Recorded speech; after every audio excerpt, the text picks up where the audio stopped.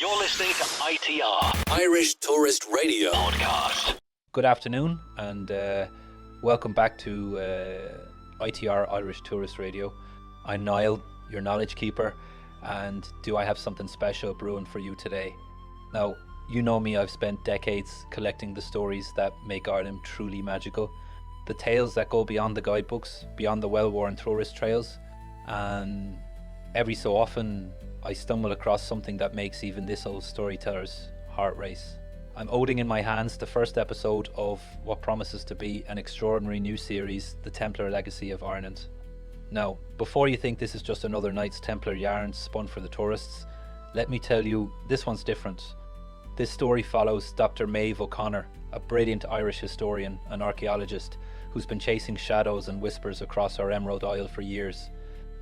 Her grandfather, a local antiquarian from Slane, filled her childhood with tales of Templar secrets hidden in Irish soil. Tales most scholars would dismiss as folklore, but what if they're not just tales? The first chapter, Echoes on the Western Wind, takes us to the wild cliffs of County Clare, where the Atlantic crashes against ancient stone, and where Dr. O'Connor meets a mysterious fisherman named Liam Kelly. What they discover together in a hidden sea cave, well, let's just say it could rewrite everything we thought we knew about Ireland's medieval history. I can hear some of you thinking, Niall, you're such a tease. Just tell us what happens.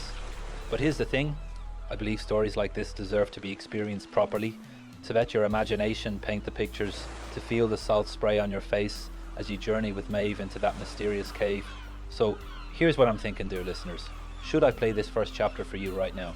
Should we dive head first into this tale of ancient symbols, hidden altars, and bloodlines lost to time? You know what? I can practically hear you shouting at your radios, "Play it, Niall, don't leave us hanging." Very well then. Clear the next hour from your schedule, pour yourself a proper cup of tea, or something stronger if you prefer, and prepare to join Dr. Maeve O'Connor on the windswept cliffs of Clare.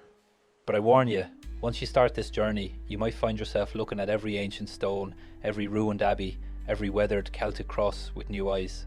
You might find yourself wondering what other secrets are hiding in plain sight across our beautiful Ireland. Without further delay, ladies and gentlemen, I present the first chapter of The Templar Legacy of Ireland, Echoes on the Western Wind. Are you ready? Chapter 1. Echoes on the Western Wind Soundscape. A strong, consistent Atlantic wind, distant cries of seagulls, the rumble of crashing waves. Dr. Maeve O'Connor pulled her worn tweed coat tighter against the relentless wind that whipped across the cliffs of County Clare. Below, the churning expanse of the Atlantic gnawed at the ancient rock, an endless primal roar that had echoed through millennia. It was a sound that had always called to her, a constant reminder of Ireland's untamed spirit and the layers of history hidden beneath its rugged beauty.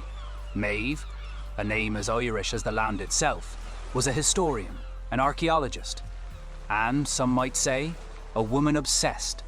Her specific obsession? The Knights Templar. Not the romanticised Hollywood versions, but the enigmatic order of warrior monks who, according to whispered lore, had left a deeper, more profound mark on Ireland than any historical text dared to admit. Her grandfather, a local antiquarian from Slane, had ignited that spark in her as a child, filling her imagination with tales of Templar secrets, hidden relics, and a legacy far richer than mere gold. He spoke of a secret chapter house in Slane, a place where treasures from the Holy Land, secrets beyond measure, were supposedly interred. For years, Maeve had followed the breadcrumbs of myth and obscure historical footnotes, earning her PhD from Trinity College Dublin, yet never abandoning the childhood dream of proving her grandfather's wild catter. Theories. She had spent countless hours in dusty archives across Europe, her fingers tracing faded Latin script, her mind assembling fragments of a puzzle no one else seemed to see. Each forgotten parish record, every cryptic inscription on a crumbling monastic stone, was a new piece in her grand design. Today, however, she wasn't hunting for relics in the familiar haunts of Leinster. Her current research had led her to this isolated stretch of the western coast, far from the well-trodden paths of scholarly pursuit. A peculiar detail in a fragmented 16th century manuscript, a footnote regarding a Merovingian cross at the western edge, had drawn her here. It was a long shot, but Maeve followed hunches like a bloodhound on a scent. As the last sliver of sun dipped below the horizon, painting the sky in fiery oranges and bruised purples, Maeve noticed a lone figure emerging from the swirling mist further along the cliff edge. He was tall, broad-shouldered, and moved with the easy gait of someone born to the sea. Even from a distance, his eyes, when he finally turned towards her, held a striking, almost unnerving intensity. The man introduced himself as Liam Kelly, a local fisherman. His voice was a low, resonant baritone, weathered like the sea itself. "Dr. O'Connor, isn't it?" he asked, a knowing glint in his piercing blue eyes. "Heard you were poking around these parts. Got something I reckon you'll want to see." Maeve's archaeologist's caution immediately flared, but a deeper, more primal curiosity pulled her forward. This wasn't a casual encounter, it felt like fate, or perhaps destiny calling. Intrigued, she agreed to follow him. Liam led her to a small, stout fishing boat tethered in a rocky cove that Maeve hadn't even noticed. The choppy waters seemed to part for Liam as he expertly navigated their small vessel towards a shadowy mass of rock just offshore. As they drew closer, the mass resolved into a small, uninhabited island, its craggy cliffs riddled with dark, inviting apertures. The air grew colder, heavy with the scent of salt and damp stone. Liam guided them into a hidden cave, barely wider than the boat itself. The interior was a cavernous maw, surprisingly vast and silent save for the drip of water. In the dim light filtering from the entrance, Maeve's eyes adjusted, and she gasped. There, at the heart of the cave, stood an ancient stone altar. It was massive, weathered, and covered in intricate carvings that pulsed with a primordial energy.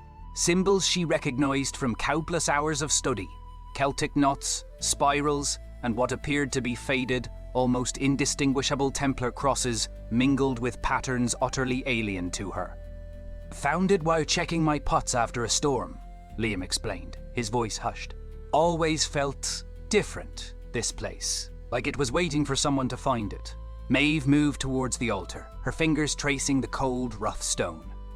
She ran her hand over a particular symbol, a crude yet unmistakable triskelion, the ancient three-branched spiral of pre-Christian Ireland, deeply incised into the stone. But intertwined with it, almost fused, was another, fainter mark, a partially eroded Templar cross. It was the same anomalous fusion she'd noted in her journal from a moss-covered stone at Slane Abbey. A shiver, not from the cold, ran down her spine. "It's more than just a carving, Liam," she whispered, her voice barely audible above the gentle lapping of waves. "It's a cipher, a key." Liam simply nodded, a silent understanding passing between them. He hadn't just stumbled upon a curiosity, he had, unwittingly, opened the door to a past that whispered of secrets, power, and perhaps a bloodline that time had forgotten. Maeve knew, with a certainty that resonated deep within her bones, that her lifelong quest was about to take a turn into territory far more dangerous and far more profound than she had ever imagined. You're listening to ITR Irish Tourist Radio. Podcast.